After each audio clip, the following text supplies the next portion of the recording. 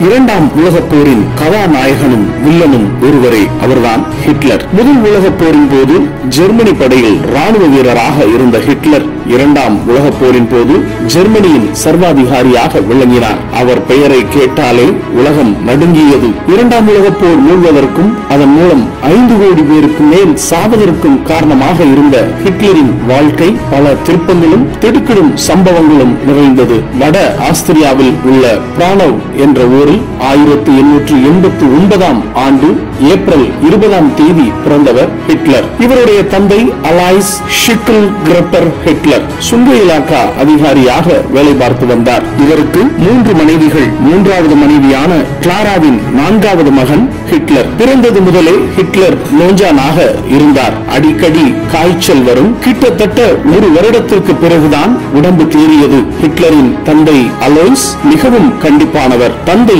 சுங்க அதிகாரியாக பணியாற்றியதால் அடிக்கடி வெளியூர் சென்று விடுவார். அதனால் ஹிட்லருக்கு அம்மாவிடம் செல்லம் அதிகம். தாய் மீது மிகுந்த பக்தியும் பாசமும் கொண்டவர் ஹிட்லர். பள்ளியில் படிக்கும் போது ஹிட்லர் தான் வகுப்பில் முதல் மாணவர். அலோய்ஸ் ஹிட்லரையும் அரசு பணியில் சேர்க்க விருப்பப்பட்டார். ஆனால் ஹிட்லரின் விருப்பமோ ஓவியராக வேண்டும் என்பது. ஹிட்லர் படிப்பில் ஆர்வம் குறைந்து காணப்பட்டார். படம் வரைவதில் ஆர்வம் மிகுதியாக இருந்தது. விரைவிலேயே அழகாக படங்கள் வரையும் ஆற்றல் பெற்றார். மாணவ பருவத்திலேயே நிறைய நாவல்கள் படித்தார். போர்கள் பற்றிய கதைகள் என்றால் நாட்டம் அதிகம். குடிப்பழக்கம் கொண்ட தந்தை ஹிட்லரின் தாயை போதையில் ஏசுவது ஹிட்லருக்கு அவரின் மேல் வெறுப்பை அதிகரித்தது. நிதானமாக இருந்தாலும் குடும்பத்தினரை அடிமையாகவே நடத்துவார். ஹிட்லரையும் வீட்டில் உள்ள நாயையும் ஒரே மாதிரிதான் நடத்துவார். அடால்ஃப் என்று பெயர் சொல்லி ஹிட்லரை கூப்பிட மாட்டாராம். அலோய்ஸ் ஒரு விசிலை எடுத்து ஊதியதும் ஹிட்லர் ஓடி வந்து அட்டென்ஷனில் நிற்க வேண்டுமாம். 1903 ஆண்டு ஹிட்லரின் தந்தை இறந்து போனார். தந்தையின் கண்டிப்பு இல்லாமல் வளர்ந்த ஹிட்லர் நாளுக்கு நாள் முரடனாக மாறினார். மாணவர்களுடன் சண்டை போடுவதுடன் ஆசிரியர்களுடனும் மோதுவார். தனது 17வது வயதில் பள்ளி இறுதித் தேர்வில் தேறினார். ஹிட்லர் அதற்கு கொடுத்த சான்றிதழை வாங்கி கொண்டு வருகிற வழியில் நண்பர்களோடு சேர்ந்து மது அருந்தினார். சர்டிபிகேட்டை தெரிந்தார் போதையில். இதை அறிந்த ஆசிரியர் அவரை கூப்பிட்டு கண்டித்தார். இனி என் வாழ்நாளில் சிகரெட்டையும் மதுவையும் தொடமாட்டேன் என்று சபதம் செய்தார் ஹிட்லர். அதன்படி கடைசி மூச்சு உள்ளவரை சிகரெட்டையும் மதுவையும் அவர் தொடவில்லை. மாதா மாதம் வரும் அரசாங்க உதவி பணத்தில் குடும்பம் ஓடியது. 18 வயதானவுடன் அம்மாவிடம் பணம் வாங்கி கொண்டு ஓவியராக போகிறேன் என்று சொல்லி ஆஸ்திரியாவின் தலைநகர் வியன்னாவிற்கு ரயில் ஏறிவிட்டார். பிற்காலத்தில் ஜெர்மானிய வரலாற்று புத்தகங்களில் புதியதொரு சித்தாந்தத்தை உருவாக்க வேண்டும் என்று ஹிட்லர் தாயை பிரிந்ததாக கூறப்பட்டது. ஆனால் உண்மையிலேயே அவர் வியன்னாவின் ஆர்ட் அகாடமியில் சேரவே தாயை பிரிந்தார். ஆனால் அதற்கான நுழைவுத் தேர்வில் தோல்வியடைந்தார். அடுத்த வருடமும் ஓவிய பள்ளியில் சேர முயற்சி செய்தார். ஆனால் இம்முறை தேர்வில் கலந்து கொள்ளவே அனுமதி இல்லை. அந்த ஆண்டின் இறுதியில் ஹிட்லரின் தாயார் இறந்து போனார். அவமானங்களும் தோல்விகளுமே மிகப்பெரிய சாதனையாளர்களின் இளம காலத்தை நிரப்புகிறது. தாயின் சேமிப்பும் ஒரு வீடும் ஹிட்லருக்கு வந்து சேர்ந்தது. மாணவராக இல்லையெனில் உதவி பணம் நின்றுவிடும் என்பதால் தான் ஒரு மாணவர் என பொய்யான சர்டிபிகேட் செய்து உதவி பணம் தொடர்ந்து வருமாறு பார்த்து கொண்டார். ஹிட்லரின் கில்லாடித்தனம் இங்குதான் முதன்முறையாக வெளிப்பட்டது. ஹிட்லர் அதன் பிறகு ஓவிய அட்டைகள் தயாரித்து பிழைப்பு நடத்தி வந்தார். இரவில் கூட மண்ணெண்ணெய் விளக்கு வெளிச்சத்தில் ஓவியங்கள் வரைவார். சில மாடல் அழகிகளை வைத்து ஹிட்லர் வரைந்த படங்கள் நல்ல விலைக்கு போயின. அதனால் சொந்தமாக ஒரு ஓவிய கூடம் அமைத்தார். இந்த சமயத்தில் சிந்தியா என்ற பெண்ணை ஹிட்லர் காதலித்தார். காதல் தோல்வியடைந்தார். இக்காலகட்டத்தில் ஹிட்லர் நாடோடியாக திரிந்தார். தெருவோர டீ கடைகளில் நாளிதழ்களை ஒரு வரி விடாமல் படிக்கும் பழக்கம் அப்போதுதான் தோன்றியது. அவருக்கு அரசியல் ஈடுபாடு உருவானதும் அப்போதுதான். தான் வரைந்த ஓவியங்களை விற்று காலத்தை ஓட்டினார். இதுவரையிலும் அவருக்கு ஒரு நண்பன் கூட கிடையாது. ஏனெனில் யாரிடமும் பேசாமல் எப்போதும் இறுக்கமாகவே இருப்பதுதான். பணம் கரைந்தது. பிழைக்க வழி தேடி ஜெர்மனிக்கு வந்தார். வாழ்வில் ஏதாவது சாதித்து சிறிய அளவிலாவது ஹீரோ ஆக வேண்டும் என்ற எண்ணம் அவருக்கு தோன்றியது அப்போதுதான். ஓவியராக முடியவில்லை. ராணுவத்திலாவது சேரலாம் என்றெண்ணிய ஜெர்மானிய ராணுவத்தில் சேர்ந்தார். அப்போது அவருக்கு வயது 25. முதல் உலகப் போர் தொடங்கிய சமயம் அது 1914 தொடங்கி 18 வரை நடந்தது. முதல் உலகப் போரின் போது ஜெர்மனி ராணுவத்தில் சேர்ந்து பணியாற்றினார். அடிமைத்தனமான குழந்தை பருவத்தை தாண்டி ஓவியராகும் முயற்சியிலும் தோல்வியடைந்து நாடோடியாக திரிந்த ஹிட்லர் முதல் உலகப் போரின் சமயத்தில் ஆர்வமான ராணுவ வீரராக திகழ்ந்தார். அங்கே அவருக்கு ரன்னர் பணி தரப்பட்டது. முன்னணியில் போராடும் ராணுவ வீரர்களுக்கு தகவல்களையும் கட்டளைகளையும் சுமந்து ஓடிச் சென்று தருவதுதான் ரன்னர் பணி. துப்பாக்கி குண்டுகள் பொழிய, வெடிகுண்டுகள் முளையிடும் போர்க்களத்தில் தனது வீரத்தை வெளிக்காட்ட இதுதான் சமயம் என்று ஹிட்லர் வெறிபிடித்ததை போல ஓடினார். ஆச்சரியம் என்னவென்றால் ஒரு குண்டு கூட அவர் மேல் படவில்லை என்பதுதான். அவர் துணிவையும் கடமை உணர்வையும் பாராட்டி ராணுவம் அவருக்கு அயன் கிராஸ் எனும் பதக்கம் அணிவித்து கௌரவம் செய்தது. ஆனால் உலகப் போரின் போது எதிரிகளால் மஸ்டர்ட் வாயு வீசப்பட்டதால் ஹிட்லரின் ஒரு கண் தற்காலிகமாக பாதிக்கப்பட்டது. நுரையீரலும் பாதிக்கப்பட மருத்துவமனையில் அனுமதிக்கப்பட்டார் ஹிட்லர். அந்த சமயத்தில் ஜெர்மனி முதலாம் உலகப் போரில் சரணடைந்தது. மருத்துவமனையில் இருந்த ஹிட்லர் துரோகம் இது என்று ஓலமிட்டவாறு கதறி அழுதார். கம்யூனிஸ்டுகளும் யூதர்களும் தான் ஜெர்மனியின் தோல்விக்கு ரகசியமாக வேலை செய்தார்கள். அவர்களை அழிக்காமல் விடமாட்டேன் என்று தனது மனதில் அவர்களின் மேல் உள்ள வெறுப்பை முதன்முறையாக வெளிப்படுத்தி கர்ஜித்தார். மருத்துவமனையில் இருந்து வெளிவந்த ஹிட்லர் புதிதாக தொடங்கப்பட்டிருந்த தேசிய சோசியலிஸ்ட் ஜெர்மன் தொழிலாளர் கட்சியில் உறுப்பினராக சேர்ந்தார். அப்போது அந்த கட்சியின் உறுப்பினர் பலமே சில 100 தான். அந்த கட்சியின் ஜெர்மனி மொழியின் சுருக்கமே நாஜி. இதுவே உலக சரித்திரத்தின் சக்தி வாய்ந்த இரு எழுத்தாக பின்னாளில் மாறியது. மாலை நேரங்களில் யார் வீட்டு மாடியிலாவது கூடி அரசை திட்டி தீர்ப்பதுதான் அந்த கட்சியின் பொழுதுபோக்காக இருந்தது. 1920 பிப்ரவரி 29ஆம் தேதி அந்த கட்சியின் முதல் பொதுக்கூட்டம் நடந்தது. ஹிட்லர் தனது முதல் உரையை தொடங்கினார். உணர்ச்சி பிழம்பாய் உடல் நடுங்க, கண்கள் கலங்க, ஆவேச பெருக்கோடு அவர் ஆற்றிய உரையில் மொத்த மக்கள் கூட்டமும் உணர்ச்சி வசப்பட்டு பரவசத்துடன் ஆரவாரம் செய்தது. அன்று அந்த பெருங்கூட்டத்தை முழுமையாக ஆக்கிரமித்தவர் இளம் தலைவர் ஹிட்லர். அவரின் சக்தியை அவரே உணர்ந்த தினம் அது. அடுத்த ஓரிரு ஆண்டுகளில் ஹிட்லரின் உரையை கேட்பதற்காக பல்லாயிரக்கணக்கானவர்கள் திரண்டனர். உலகின் மிகச்சிறந்தவர்கள் ஜெர்மானியர்கள் என்ற பெருமிதத்தை அவர்களிடம் விதைத்தார் ஹிட்லர். ஸ்வஸ்திகா சின்னத்தை தனது கட்சியின் சின்னமாக பயன்படுத்தினார். அரசாங்கத்தின் நிர்வாக திறமை இன்மையால் நாட்டின் வறுமையும் வேலையில்லா திண்டாட்டமும் பெருகிவிட்டதாக பிரச்சாரம் செய்தார். அரசாங்கத்திற்கு எதிராக மக்களை தூண்டி ஆட்சியை கைப்பற்ற முயன்றார். ஆனால் அந்த முயற்சியில் தோல்வியடைந்தார். 1923 அரசாங்கத்தை கவிழ்க்க முயற்சி செய்ததாக ஹிட்லரையும் அவரது சகாக்களையும் சிறையில் அடைத்தது ஜெர்மன் அரசு. ஹிட்லருக்கு முதலில் 5 ஆண்டு ஜெயில் தண்டனை விதிக்கப்பட்டது.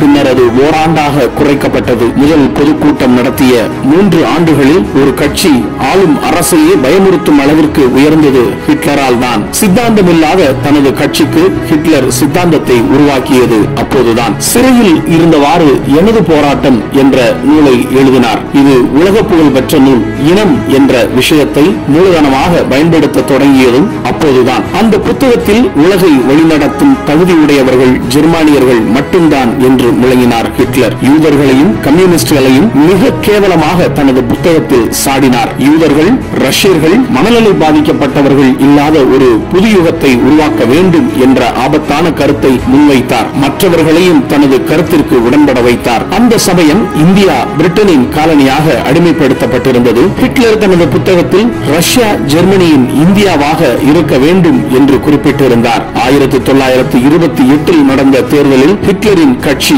தோல்வியடைந்தது. ஆனால் ஹிட்லர் சோர்ந்து போய்விடவில்லை. அரசாங்கத்துக்கு எதிராக மக்கள் புரட்சிக்கு வழிவகுத்தார். ஹிட்லரின் இடைவிடாத உழைப்பும் பேச்சுவன்மையும் ராஜதந்திரமும் வெற்றி பெற்றன. ஆட்சிக்கு எதிராக மக்கள் கிளர்ந்து எழுந்து பெரும் போராட்டத்தில் ஈடுபட்டனர். ஹிட்லரின் பேச்சாற்றலால் கட்சி வியக்கத்தக்க வேகத்தில் வளர்ந்தது. ஆயினும் ஜனாதிபதி தேர்தலில் ஹிண்டன்பர்க் எனும் மூத்த தலைவருக்கு எதிராக போட்டியிட்டு தோற்றார். ஆனால் ஹிண்டன்பர்க் கட்சியினருக்கு ஆட்சி அமைக்க நாஜி கட்சியினரின் ஆதரவு தேவைப்பட்டது. எனவே கூட்டணி அரசில் ஹிட்லருக்கு சான்சலர் பதவி கிடைத்தது. அதிபருக்கு அடுத்த அதிகாரம் கொண்ட பதவி அது. ஆனால் ஹிட்லரிடம் இருந்த பயத்தின் காரணமாக அதிகாரங்கள் குறைக்கப்பட்டே தரப்பட்டது. அந்த சமயம் பாராளுமன்ற கட்டிடம் கொளுத்தப்பட்டது. ஜனாதிபதியாக இருந்த ஹிண்டன்பர்க் மக்கள் போராட்டத்திற்கு அடிபணிந்தார். 1930 1933 ஜனவரி 30 ஹிட்லரை அழைத்து பிரதமராக நியமித்தார். கம்யூனிஸ்டுகளே இதற்கு காரணம் என்று முழங்கி அவர்களை அடக்க அதிகாரங்களை பெற்றுக் கொண்டார். அன்று முதல் ஹிட்லருக்கு ஏறுமுகம்தான். பிரதமராக இவர் பதவியேற்ற ஒரு வருடத்தில் ஜனாதிபதி ஹிண்டன்பர்க் மரணமடைந்தார். அவ்வளவுதான். ஜனாதிபதி பதவியையும் கைப்பற்றிக் கொண்டு எதிர்ப்பாளர்களை எல்லாம் ஒழித்துவிட்டு ஜெர்மனியின் சர்வாதிகாரியானார் ஹிட்லர். ராணுவ இலாக்காவையும் ராணுவ தளபதி பதவியையும் தானே எடுத்துக்கொண்டார். அரசியல் கட்சிகளை எல்லாம் தடை செய்தார். பாராளுமன்றத்தை கலைத்தார். எதிரிகளை சிறையில் தள்ளினார். இனி ஜெர்மனியில் ஜனநாயகம் என்ற பேச்சுக்கே இடமில்லை என்று அறிவித்தார். யூதர்களை அடியோடு அழிக்க வேண்டும் என்று முடிவு செய்து ஒரு பாவமும் அறியாத யூதர்களை கைது செய்து சிறையில் பட்டினி போட்டு சித்திரவதை செய்து கொன்றார். பலர் இருட்டறைகளில் அடைக்கப்பட்டு விஷப்புகையால் கொல்லப்பட்டனர். தினமும் சராசரியாக 6000 முதல் 10,000 பேர் விஷப்புகையிட்டு சாகடிக்கப்பட்டனர். ஹிட்லரால் கொல்லப்பட்ட யூதர்களின் எண்ணிக்கை சுமார் 50 லட்சம். முதல் உலகப் போரில் ஜெர்மனியின் தோல்விக்கு காரணமான பிரிட்டன், பிரான்ஸ் ஆகிய நாடுகளை பழிவாங்க வேண்டும் என்று திட்டமிட்டார். ராணுவத்தை பலப்படுத்தினார். ஜெர்மனியின் தரைப்படை, கப்பல் படை, விமானப்படை மூன்றும் உலகின் மிகச்சிறந்த படைகளாக உருவெடுத்தன. உலகையே தன் ஆதிக்கத்தின் கீழ் கொண்டுவர நேரம் நெருங்கிவிட்டதாக நினைத்தார் ஹிட்லர். 1939 ஆண்டு செப்டம்பர் 1 எந்தவித போர் பிரகடனமும் வெளியிடாமல் போலந்து நாட்டின் மீது படையெடுத்தார். பிரிட்டனும் பிரான்சும் இதற்கு எதிர்ப்பு தெரிவித்து போர் பிரகடனம் வெளியிட்ட போதிலும் போரில் நேரடியாக குதிக்கவில்லை. இதனால் 2 வாரங்களில் போலந்தை கைப்பற்றிக் கொண்டது ஜெர்மன் ராணுவம். இந்த சமயத்தில் ஹிட்லருடன் நட்பு கொண்டார் இத்தாலி சர்வாதிகாரி முசோலினி. ஜப்பான் உட்பட வேறு சில நாடுகளும் ஜெர்மனியுடன் கைகோர்த்துக் கொண்டன. ஜெர்மனி, இத்தாலி, ஜப்பான் ஆகிய 3 நாடுகளும் ஒரு ரகசிய ஒப்பந்தத்தை செய்து கொண்டன. ஆசிய பகுதிகளை ஜப்பானும், ஆப்பிரிக்காவை இத்தாலியும், ஐரோப்பிய பகுதிகளை ஜெர்மனியும் தாக்கி கைப்பற்ற வேண்டும் என்பதே அந்த ரகசிய ஒப்பந்தம். ஹிட்லரின் போர்வெறி அவருடைய நாஜி கட்சிக்குள்ளாகவே அவருக்கு எதிர்ப்பை உண்டாக்கியது. அதனால் அவரை கொலை செய்ய அவருடைய தளபதிகளே சதித்திட்டம் தீட்டினார்கள். இவர்களுக்கு தலைவர் கர்னல் வான் ஸ்டெஃபன்பர்க் 1944 ஜூலை 20 தன்னுடைய தலைமை அலுவலகத்தில் தளபதிகளுடன் ஆலோசனை நடத்தி கொண்டிருந்தார். ஹிட்லர் முன் இருந்த மேஜை மீது தேசப்படம் விரிக்கப்பட்டிருந்தது. எந்தெந்த இடத்தை எப்படி தாக்க வேண்டும் என்று ஹிட்லர் விளக்கிக் கொண்டிருந்தார். அப்போது ஹிட்லரின் கால்களுக்கு அருகே ஒரு சூட்கேஸ் இருந்ததை மெய்காவலர் ஒருவர் பார்த்தார். இது இங்கு எப்படி வந்தது, யார் வைத்தது என்று அவர் மனதில் கேள்விகள் எழுந்தது. சந்தேகம் தோன்றியது. பெட்டியை தள்ளிவிட்டார். தரையில் சர் என்று சரிந்து சென்ற பெட்டி பயங்கர சத்தத்துடன் வெடித்தது. ஹிட்லர் இருந்த கட்டிடம் தகர்ந்து இடிந்து விழுந்தது. நாலாபுரமும் புகை மண்டலம் சூழ்ந்தது. புகை அடங்கியவுடன் பார்த்தால் இடிபாடுகளுக்கு இடையே 4 அதிகாரிகள் செத்து கிடந்தனர். மயிரிழையில் உயிர் தப்பிய ஹிட்லருக்கு காயங்கள் ஏற்பட்டிருந்தன. குண்டு வெடித்த இடத்திற்கும் ஹிட்லருக்கும் இடையே ஒரு மேஜை இருந்ததால் அவர் தப்பினார். மெய்காவலர் சந்தேகப்பட்டு பெட்டியை தள்ளிவிடாமல் இருந்திருந்தால் நிச்சயம் ஹிட்லர் பலியாகி இருப்பார். இந்த சதியை ஒட்டி 1000 பேருக்கு மேல் கைது செய்யப்பட்டனர். அவர்கள் தூக்கிலிடப்பட்டனர். இவ்வளவு பேருக்கு தூக்கு மேடை கிடைக்காததால் விளக்கு கம்பங்களிலும் மரங்களிலும் பலர் தூக்கு கயிற்றில் தொங்கவிடப்பட்டனர். கறிக்கடையில் மாமிசத்தை தொங்கவிடுவதற்காக உள்ள கொக்கிகளில் வயர்களை கட்டி அதில் பலர் தூக்கில் மாட்டப்பட்டனர். கர்னல் ஸ்டெஃபன்பர்க்குக்கும் மரண தண்டனை விதிக்கப்பட்டது. இன்னொரு தளபதியான ரோமல் என்பவரும் இந்த சதியில் சம்பந்தப்பட்டிருந்தார். குண்டுவெடிப்பில் அவரும் படுகாயமடைந்து ஆஸ்பத்திரியில் சிகிச்சை பெற்று வந்தார். குணமடைந்ததும் அவருக்கு மரண தண்டனை விதிக்கப்பட்டது. அவர் கடைசி காலத்தில் இப்படி ஹிட்லருக்கு எதிராக திரும்பினாலும் முதலில் ஹிட்லருக்கு பக்கபலமாக இருந்தவர். ஆகவே ஹிட்லரின் மனதில் இரக்கம் ஏற்பட்டது. அவரை தூக்கி போட வேண்டாம் என்றார். கருணை தேய்ந்த குரலில் ரோமல் அதிர்ஷ்டசாலி, அவரை விடுதலை செய்ய உத்தரவிடப் போகிறார் ஹிட்லர் என்று எல்லோரும் நினைத்தனர். அவருடைய பழைய சேவையை நினைத்து பார்த்து கருணை காட்டுகிறேன். அவரை சுட்டுக் கொள்ள வேண்டாம், தூக்கிலிட வேண்டாம், விஷம் குடித்து தற்கொலை செய்து கொள்ள அனுமதியுங்கள் என்று கூறினார் ஹிட்லர். அதன்படி அவர் விஷம் அருந்தி தற்கொலை செய்து கொண்டார். அவரை ராணுவ மரியாதையுடன் அடக்கம் செய்ய உத்தரவிட்டார் ஹிட்லர். சர்வாதிகாரிகளின் ஆட்சி காலத்தில் ஆபாச அத்துமீறல்கள் அதிகமாகவே இருக்கும். ஆனால் ஹிட்லர் அத்தகைய ஆபாசங்களை ஒருபோதும் அனுமதிக்கவில்லை. அவரின் ஆட்சி காலத்தில் ஒரு விபச்சார விடுதி கூட இல்லை என்பதே மிகப்பெரிய சாதனை. விபச்சாரம் பிளேக் நோய் போன்றது. சிறிதும் தயவு காட்டாமல் அது அழிக்கப்பட வேண்டும். சமுதாயத்தின் அழுகிப்போன பகுதிகளை நாம் சுத்தப்படுத்த வேண்டும். இலக்கியம், சினிமா,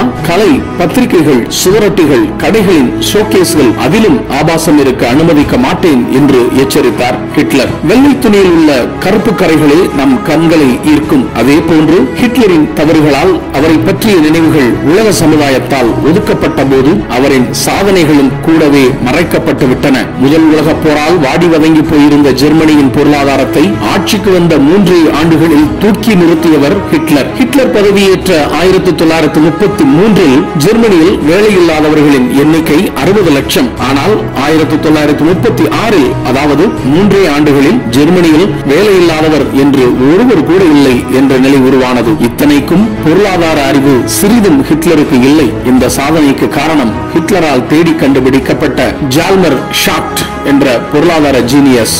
ஜால்மர் ஷாக்ட் ஒன்றும் முன்னணி தலைவர் இல்லை. ஆயினும் அவரது திறமையை உணர்ந்திருந்த ஹிட்லர் அவரை பொருளாதார அமைச்சராக நியமித்து இத்தகைய சாதனை புரிந்தார். திறமைக்கு மரியாதை கொடுத்து பதவியை கொடுப்பவனே சிறந்த தலைவன். நமக்கு எப்போது அத்தகைய தலைவன் கிடைப்பான் என்று யூகிக்க கூட முடியவில்லை. ஹிட்லரின் ஆட்சியில் வேலைக்கேற்ற ஊதியம், போனஸ், விலைவாசி எல்லாம் கச்சிதமாக நிர்ணயிக்கப்பட்டது. படுவேகமாக கார்கள் போவதற்கு மிக நீண்ட ஹைவேஸ் உலகில் முதலில் கட்டப்பட்டது. ஜெர்மனியில் ஹிட்லரின் ஆட்சி காலத்தில் தான் முதியவர்களுக்கு பென்ஷன் மற்றும் இலவச வைத்தியம், எல்லோருக்கும் ஹெல்த் இன்சூரன்ஸ் திட்டங்கள் எல்லாம் படுவேகமாக நடைமுறைக்கு வந்தன. சாமானியர்களும் காரில் பயணிக்க வேண்டும் என்று அவர்களுடைய பட்ஜெட்டுக்கு தகுந்தவாறு கார்கள் தயாரிக்கப்பட வேண்டும். ஒரு காலன் பெட்ரோலுக்கு அது 40 மைல் போக வேண்டும் என்று போர்ஷ் கார் நிறுவனத்தின் அதிபர் பெர்டினண்ட் போர்ஷை கூப்பிட்டு கூறினார் ஹிட்லர். பின்பகுதியில் என்ஜின் அமைப்புடன் தயாரிக்கப்பட்ட அந்த மினி கார்களுக்கு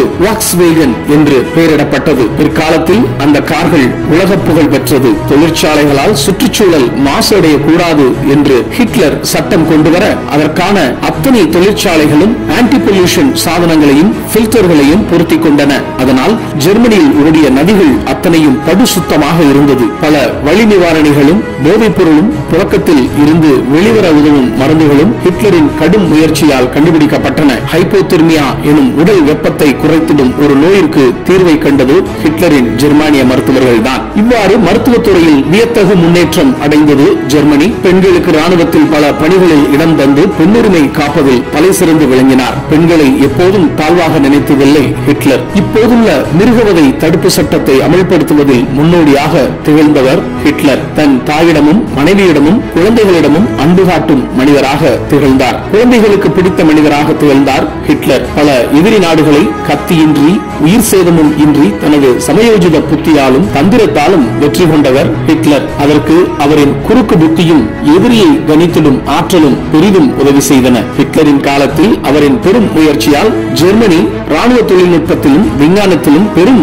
முன்னேற்றம் அடைந்திருந்தது. போரில் ஜெர்மனி தோல்வியடைந்த பின் ஜெர்மனியின் ராணுவ தொழில்நுட்ப வல்லுநர்களையும் விஞ்ஞானிகளையும் அமெரிக்கர்களும் ரஷ்யர்களும் பங்கு போட்டு பிரித்துக் கொண்டனர். அவர்களே இப்போது நாசாவின் இத்தகைய வளர்ச்சிக்கு காரணமாக இருந்தனர். ஒரு தலைவனின் கடமை நாட்டின் பொருளாதாரத்தை உயர்த்துவதும் வேலையில்லாமையை ஒழிப்பதுமாகும். இந்நாட்டை சேர்ந்தவன் நான் என்று பெருமிதமாக கூறிக்கொள்ளும் நிலைமையை உருவாக்குவதுமே ஆகும். ஹிட்லர் தனது ஆட்சி காலத்தில் அத்தகைய தலைவனாக திகழ்ந்தார். ஹிட்லர் காலத்தில் எந்த தொழிற்சாலையிலும் சம்பள பிரச்சனை, வேலை நிறுத்தம் என்பதெல்லாம் கிடையவே கிடையாது. முதலாளி பக்கமும் அவர் செல்லவில்லை. தொழிற்சங்கங்களுக்கும் அவர் ஆதரவு தரவில்லை. முதலாளி பிரச்சனை செய்தாலும் தொழிலாளிகள் தவறு செய்தாலும் இரு தரப்பினரையும் சிறையில் தள்ளினார். சர்வாதிகாரியாக இருந்ததால் ஹிட்லரால் இந்த கண்டிப்பை சுலபமாக காட்டி பிரச்சனையை முடிக்க முடிந்தது. ஹிட்லர் ஆட்சி பொறுப்பை ஏற்றபோது ஜெர்மனியின் ராணுவ வீரர்களின் மொத்த எண்ணிக்கை சுமார் 1 லட்சம் தான். அப்போது உருப்படியான நவீன ரக துப்பாக்கிகள் கூட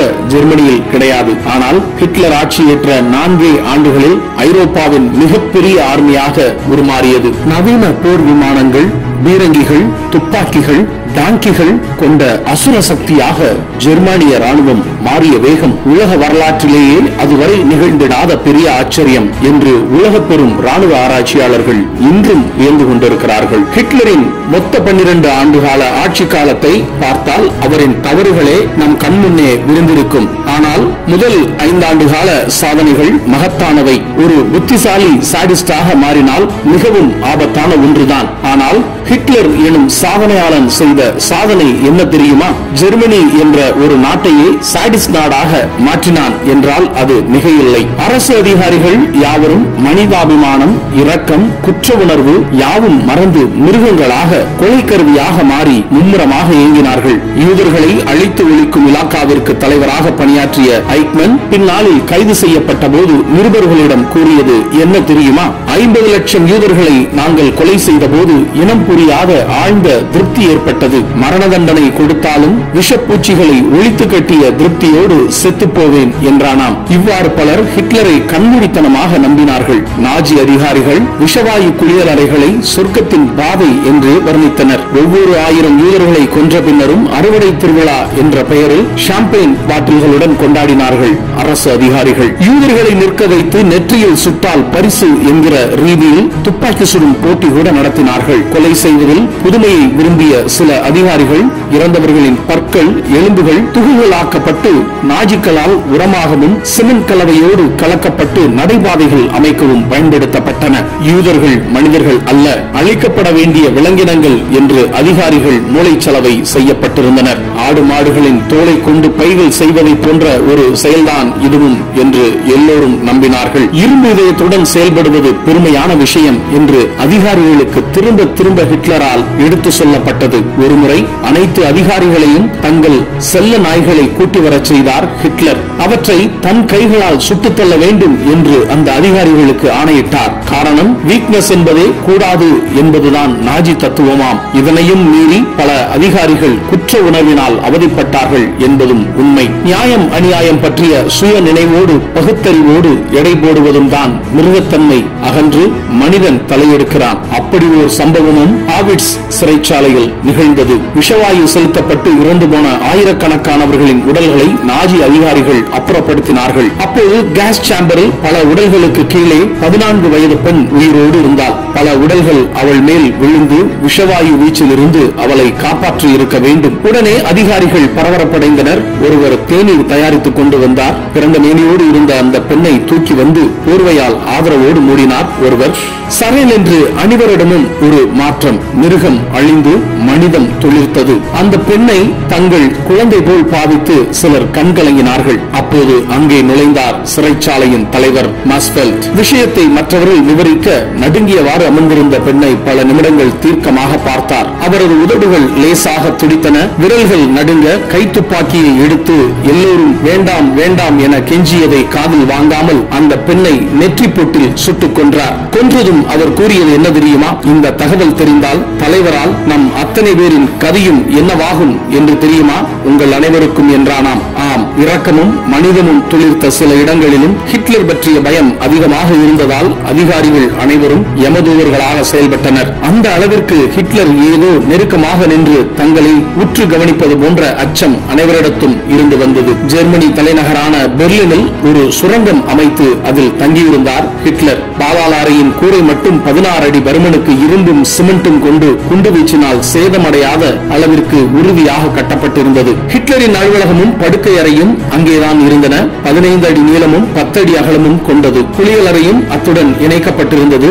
1945 ஜனவரி 16ஆம் தேதி முதல் ஹிட்லர் அங்கு வசிக்கலானார். 1804 மாவீரன் நெப்போலியன் பயன்படுத்திய நாற்காலி ஒன்று ஹிட்லரிடம் இருந்தது. அதில் அமர்ந்து ராணுவத்தினருக்கு உத்தரவுகளை பிறப்பித்துக் கொண்டிருந்தார். 1945 ஏப்ரல் பின்பகுதியில் பெர்லின் நகரம் மீது ரஷ்ய விமானங்கள் குண்டு மாறி பொழிந்தன. ஹிட்லர் தங்கியிருந்த பாதாள சுரங்கத்திற்கு அருகிலும் குண்டுகள் விழுந்தன.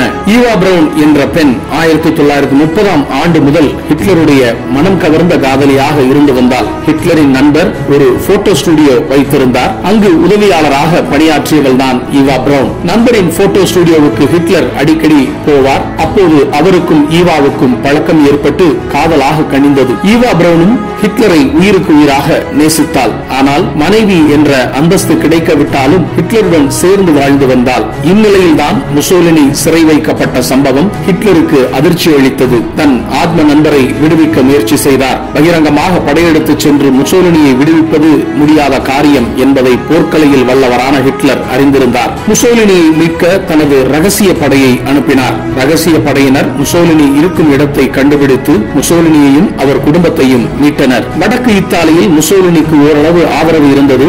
மனைவியுடனும் காதலி கிளாராவுடனும் அங்கு தப்பிச் சென்றார். அங்கு ஒரு பொம்மை அரசாங்கத்தை அமைத்துக் கொண்டார். இத்தாலியின் உண்மையான அதிபர் நானே என்று பிரகடனம் செய்தார். அப்போது இத்தாலி விடுதலை இயக்கம் என்ற புரட்சிகர இயக்கம் தோன்றியது.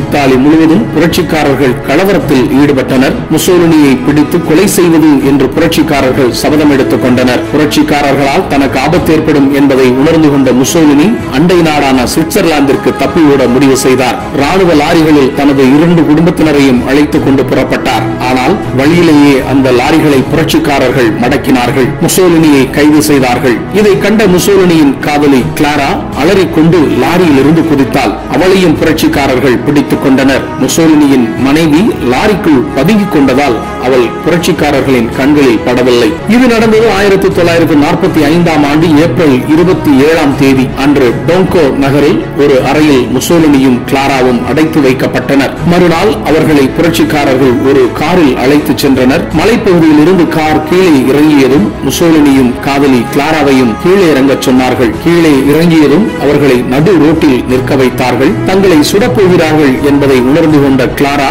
முசோலினியின் முன்னால் வந்து நின்று முதலில் என்னை சுடுங்கள் என்றால் இயந்திர துப்பாக்கிகளால் புரட்சிக்காரர்கள் சரமாரியாக சுட்டார்கள். இருவர் உடல்களும் துளைத்து எடுக்கப்பட்டு ரத்த வெள்ளத்தில் மிதந்தன. முசோலினிக்கு உதவியாக இருந்த வேறு சிலரையும் சுட்டுக் கொன்றார்கள். முசோலினியின் உடலையும் மற்றவர்களின் உடலையும் புரட்சிக்காரர்கள் மிலான் நகருக்கு கொண்டு சென்றார்கள். அங்கு விளக்கு கம்பத்தில் தலைகீழாக தொங்கவிட்டார்கள். அன்று மாலை உடல்கள் இறக்கப்பட்டு அடையாளம் தெரியாத இடத்திற்கு கொண்டு செல்லப்பட்டு புதைக்கப்பட்டது. 1945 ஏப்ரல் 30 இரவு 9 மணி. இன்று மாலை 4 மணிக்கு இத்தாலிய சர்வாதிகாரி முசோலினியும் அவர் மனைவியும் எதிர்ப்பாளர்களால் சுட்டுக் கொல்லப்பட்டனர் என்று ஸ்வீடன் நாட்டு ரேடியோ அறிவித்தது. ரேடியோ செய்தியை ஹிட்லர் நேரடியாக கேட்டார். முசோலினியின் முடிவு ஹிட்லருக்கு மிகுந்த வேதனையை உண்டாக்கியது. அன்றிரவு 12 மணி பெர்லின் நகரம் முற்றிலுமாக ரஷ்ய படைகள் வசமாகிவிட்டது என்றும் எந்த நேரத்திலும் சுரங்க மாளிகை தகர்க்கப்படலாம் என்றும் ஹிட்லருக்கு தகவல் கிடைத்தது. ஹிட்லரின் முகம் இருண்டது. மௌனமாக எழுந்து தன் தோழர்களுடன் கைகுலுக்கினார். 1945 ஆண்டு ஏப்ரல் 25 பெர்லின் நகரை ரஷ்ய படைகள் சூழ்ந்து கொண்டு விட்டன. விமானங்கள் முண்டு மாறி பொழிந்து கொண்டிருந்தது. எந்த நேரத்திலும் ரஷ்ய படைகள் பெர்லின் நகருக்குள் புகுந்து விடலாம் என்கிற நிலை. எதிரிகளிடம் யுத்த கைதியாக பிடிபட்டதால் தன் நிலை என்னவாகும் என்பதை உணர்ந்தார் ஹிட்லர். எதிரிகளிடம் சிக்குவதற்குள் தற்கொலை செய்து கொள்வதே மேல் என்ற முடிவிற்கு வந்தார். தன் முடிவை காதலி ஈவா பிரவுனுடன் தெரிவித்தார். ஹிட்லரின் முடிவை கேட்டு ஈவா பிரவுன் திருக்கிடவில்லை. வாழ்விலும் உங்களுடன் இருந்தேன், சாவிலும் உங்களுடன் தான் இருப்பேன், உங்களுடன் நானும் தற்கொலை செய்து கொள்வேன் என்றால். ஏப்ரல் 27 ஹிட்லரின் பிறந்த நாளையொட்டி பாதாள அறையில் விருந்து நடந்தது. ஹிட்லரின் உயிர் நண்பனான கோயபல்ஸ் மற்றும் ராணுவ தளபதிகள் வந்திருந்தனர். ஹிட்லருக்கு பிறந்தநாள் வாழ்த்து பாடலை ஈவா பிரவுன் பாடினார். மறுநாள் ஏப்ரல் 28 ஹிட்லர் ஈவா பிரவுன் திருமணம் நடந்தது. அன்று காலையிலேயே தன் அறையை அலங்கரிக்குமாறு உதவியாளர்களுக்கு ஹிட்லர் உத்தரவிட்டார். அதன்படி அறை அலங்கரிக்கப்பட்டது. சட்டப்படி திருமணம் பதிவு செய்ய நகரசபை அதிகாரி அழைக்கப்பட்டார். திருமண பதிவு பத்திரத்தில் ஹிட்லரும் ஈவா பிரவுனும் கையெழுத்திட்டனர். கோயபல்ஸும் மற்றொருவரும் சாட்சிகளாக கையெழுத்திட்டனர். பிறகு விருந்து நடந்தது. ஹிட்லரின் நண்பர்கள் மது அருந்தினார்கள். மது பழக்கம் இல்லாத ஹிட்லர் தேநீர் அருந்தினார். தங்கள் வாழ்க்கை இன்னும் சில நாட்களில் முடிய போகிறது என்பதை அறிந்திருந்த அவர்கள் கவலையை மறக்க ஆடி பாடினார்கள். விடிய விடிய கேளிக்கைகள் நடந்தன. காலை 6 மணிக்குத்தான் ஹிட்லரும் ஈவாவும் படுக்கைக்கு சென்றனர். காலை 11 மணிக்கு தன் உயிலை எழுதும்படி மனைவி ஈவாவிடம் கூறினார் ஹிட்லர். ஹிட்லர் கூற கூற ஈவா எழுதிய உயில், வாழ்விலும் தாழ்விலும் என்னோடு இருந்து என் இன்ப துன்பங்களில் எல்லாம் பங்கு கொண்ட ஈவா பிரவுனை என் வாழ்வின் கடைசி கட்டத்திலாவது மணந்து கொண்டு கௌரவிக்க வேண்டும் என்று முடிவு செய்தேன். அதன்படி மணந்து கொண்டேன். நாங்கள் இறந்த பிறகு எந்த ஜெர்மன் நாட்டு மண்ணுக்காக கடந்த 12 ஆண்டுகள் பாடுபட்டு வந்தேனோ அந்த ஜெர்மன் மண்ணிலேயே என்னையும் ஈவாவையும் உடனே எரித்துவிட வேண்டும். இதுவே என் கடைசி ஆசை. என் சொத்துக்கள் எல்லாம் எனக்கு பிறகு என் கட்சிக்கு சேர வேண்டும். கட்சி அழிந்து விட்டால் நாட்டுக்கு சேர வேண்டும். இதுவே ஹிட்லரின் உயிலாக இருந்தது. அன்று மாலை தன் தளபதிகள், அமைச்சர்கள், அந்தரங்க உதவியாளர்கள் கூட்டத்தை ஹிட்லர் கூட்டினார். அந்த கூட்டத்தில் ஜெர்மனி நாட்டு மக்கள் எப்போதும் போராடி கொண்டிருக்க வேண்டும் என்ற எண்ணம் தனக்கு கொஞ்சமும் கிடையாது. சமாதானத்தையே விரும்புகிறேன். போருக்கு காரணம் நான் அல்ல, யூதர்கள் தான். ஜெர்மனி நாட்டு மக்களின் வீரத்திற்கும் தேசபக்திக்கும் இந்த போர் மிகச் சிறந்த எடுத்துக்காட்டு. இன்று இல்லாவிட்டாலும் நாளை ஜெர்மனி வெற்றி பெறும். இந்த போரில் நான் இறக்க நேர்ந்தால் மகிழ்ச்சியுடன் மரணத்தை தழுவுவேன். ஒருபோதும் எதிரிகளின் கையில் சிக்கி அவமானம் அடைய மாட்டேன். இது உறுதி. இவ்வாறு ஹிட்லர் கூறினார். பின்னர் நாட்டு தலைவர் என்ற முறையில் மக்களுக்கு இறுதி சாசனம் ஒன்றை எழுதினார். அந்த சாசனம், முதல் உலகப் போரில் ஒரு சாதாரண போர் வீரனாக கலந்து கொண்டவன் நான். அது நடந்து 30 ஆண்டுகள் ஓடிவிட்டன. ஜெர்மனி மண்ணின் மீதும் மக்கள் மீதும் நான் கொண்ட பற்றும் பாசமும் தான் என்னை வழிநடத்தின. கடந்த 30 ஆண்டுகளாக என் சக்தி முழுவதையும் என் தாய்நாட்டின் மேன்மைக்காக செலவிட்டிருக்கிறேன். இந்த போருக்கு நானே மூல காரணம் என்று யாரும் நினைக்க வேண்டாம். ஏனென்றால் போர்வெறி கூடாது, ஆயுத குறைப்பு செய்ய வேண்டும் என்று நானே வலியுறுத்தி இருக்கிறேன். முதல் உலகப் போருக்கு பிறகு இப்படி இரண்டாவது உலகப் போர் மூலம் என்று நான் சற்றும் நினைக்கவில்லை. எப்படியோ போர் மூண்டுவிட்டது. இந்த போரினால் நம் நாடு சந்தித்த பயங்கர விளைவுகள், நாசமாக்கப்பட்ட பிரம்மாண்டமான மாளிகைகள், தரைமட்டமாக்கப்பட்ட கலையம்சம் மிக்க நினைவு சின்னங்கள் யாவும் நம் மீது உலக நாடுகள் நடத்திய கோர தாக்குதலை நம்முடைய பிற்கால சந்ததியினருக்கு உணர்த்தி கொண்டிருக்கும். இந்த போருக்கு காரணமானவர்களை பார்க்கும் போதெல்லாம் ஒவ்வொரு ஜெர்மன் இளைஞனுக்கும் உணர்ச்சியும் எழுச்சியும் ஏற்படும். இவ்வாறு இறுதி சாசனம் எழுதி கையெழுத்திட்டார் ஹிட்லர். பிறகு தன் அந்தரங்க உதவியாளரை அழைத்து, நானும் ஈவாவும் ஒன்றாக இறந்துவிடப் போகிறோம். நாங்கள் இறந்த பின் எங்கள் உடல்களை ஒரு போர்வையில் சுருட்டி பெட்ரோல் ஊற்றி எரித்து சாம்பலாக்கி விடுங்கள். எங்கள் அறையில் உள்ள கடிதங்கள், டைரிகள், என் உடைகள், பேனா, கண்ணாடி முதலிய பொருட்களை சேகரித்து ஒன்று விடாமல் எரித்து விடுங்கள் என்று கூறிவிட்டு மனைவியையும் அழைத்துக் கொண்டு தன் அறைக்கு சென்றார். அறை கதவு சாத்தப்பட்டது. வெகு நேரமாகியும் கதவு திறக்கப்படவில்லை. ஹிட்லரும் ஈவாவும் என்ன ஆனார்கள் என்று வெளியே இருந்தவர்களுக்கு தெரியவில்லை. வெளியே நீண்ட நேரம் காத்திருந்த மந்திரிகளும் தளபதிகளும் கதவை திறந்து கொண்டு உள்ளே சென்றனர். ஒரு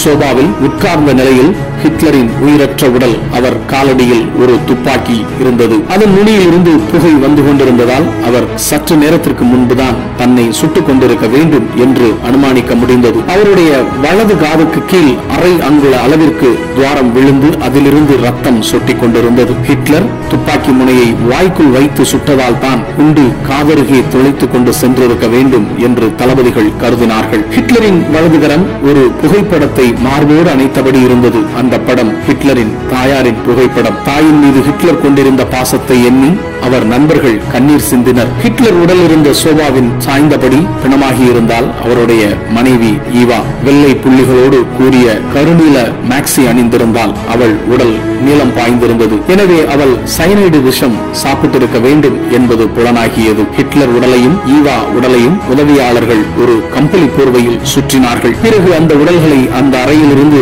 தலைமைச் செயலக தோட்டத்திற்கு தூக்கி கொண்டு போனார்கள். அங்கே பெட்ரோலையும் எரிவாயுவையும் கொண்டு இரு உடல்களையும் எரித்து சாம்பலாக்கினார்கள். சில மணி நேரம் கழித்து அங்கு வந்த ரஷ்ய படையினர் ஹிட்லரை காணாமல் திகைத்து போனார்கள். அவர் தற்கொலை செய்து கொண்டதும் பிணம் எரிக்கப்பட்டதும் பிறகுதான் தெரிந்தது. எனினும் ஹிட்லர் சாகவில்லை, தலைமறைவாக இருக்கிறார் என்று நீண்ட காலம் நம்பியவர்கள் ஏராளம். துப்பாக்கி குண்டுகள் பொழிய, வெடிகுண்டுகள் முழங்கிடும் போர்க்களத்தில் ஒரு குண்டு கூட அவர் மேல் படவில்லை. பெட்டி வெடித்து ஹிட்லர் இருந்த கட்டிடம் இடிந்த போதும் உயிர் தப்பினார். அவர் வாழ்வு அவர் கையில்தான் இருந்தது. தனது வாழ்நாளின் பின்பகுதியில் தானே எழுதிய ஹீரோ அடால்ஃப் ஹிட்லர். ஹிட்லரின் வரலாறு ஒரு சகாப்தமாக இருக்கட்டும்.